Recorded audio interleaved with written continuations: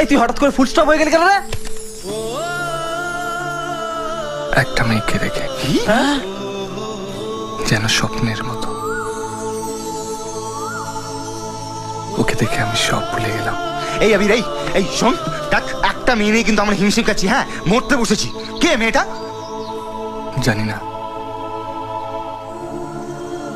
বোধহয় ভগবান ওর জন্যই আমাকে এই গ্রামে পাঠিয়েছে। ধুর! ওই মেয়েটাকে আমায় খুঁজে বের করতেই হবে। শালা তুই নিজেও মারবি আমাদেরও মারবি।